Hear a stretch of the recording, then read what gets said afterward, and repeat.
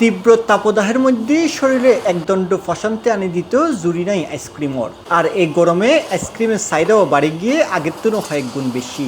আর তারই সুযোগ লইয়ে কিছু অসাধু ব্যবসায়ী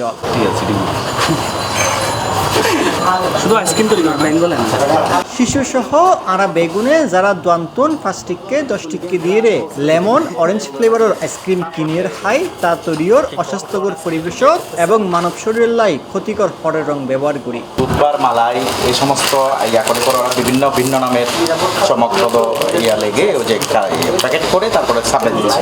মের 5 তারিখ রবিবার সকালে নগরী সাতগাঁও এলাকাত সারা আইসক্রিম ফ্যাক্টরি ও Nazer foods and beverages limited নামে দু আইসক্রিম প্রস্তুতকারক প্রতিষ্ঠানের বিভিন্ন অনিয়মের অভিযোগে 1 লাখ টিয়া গড়ি মোট 2 লাখ টিয়া জরিমানা করে বাংলাদেশ নিরাপদ খাদ্য কর্তৃপক্ষ চট্টগ্রামের মোবাইল কোর্টটি।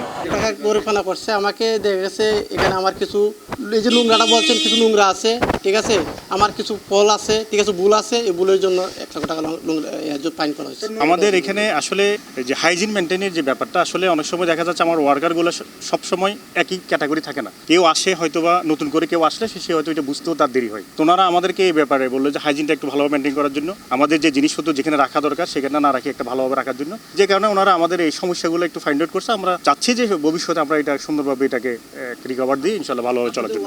এই অভিযান পরিচালনা করে বাংলাদেশ নিরাপদ খাদ্য কর্তৃপক্ষ চট্টগ্রামের নির্বাহী ম্যাজিস্ট্রেট মোহাম্মদ আব্দুস সোবহান। আসলে আপনারা দেখছেন যে আমরা ইতিমধ্যে 2টা আইস ফ্যাক্টরি ভিজিট করলাম, একটা হলো সারা আর একটা হলো পান্ডা। এখন এই দুটোতেই যেটা আমরা অনিয়ম পেয়েছি যে তাদের পরিবেশটা খুবই নোংরা পরিবেশ এবং তারা যে ইনগ্রেডিয়েন্টগুলো ব্যবহার করছে সেখানে লেবেলিংটা ঠিকমতো লেখা নেই। আর একটা বিষয়, তারা যে কালার যেটা ইউজ করে কালারটাও আসলে ওই কীভাবে তার মানটা ওইভাবে দেওয়া নেই, যেটা আসলে আমরা দেখতে পাচ্ছি যে আমাদের খাদ্যের একটা ক্ষতিকর এবং স্বাস্থ্যের জন্য অনেকটাই ঝুঁকিপূর্ণ। সে কারণে তাদেরকে এবং তারা ভুল স্বীকার করে আমাদের কাছে কোর্টকে বলে যে আমরা একটু সময় দেন। তা আমরা তাদের ভুল স্বীকারটাও আমলে নিয়েছি এবং আমাদের যে ধারা আছে ধারাটা আমলে নিয়ে 2টা কোম্পানিকে আমরা 1 লক্ষ টাকা করে জরিমানা করেছি এবং তাদেরকে যেহেতু ভুল সংশোধন স্বীকার করেছে তারা কিছু সময় চেয়েছে, এই বাদবাকি যে কাজটুক তাদের আছে সংশোধন করে নেবে।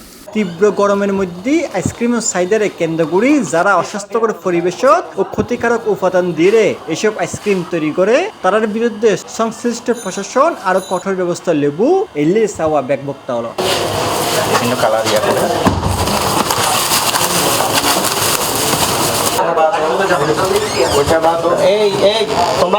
জামিউল ইসলাম মামুন, C+ টিভি, চট্টগ্রাম।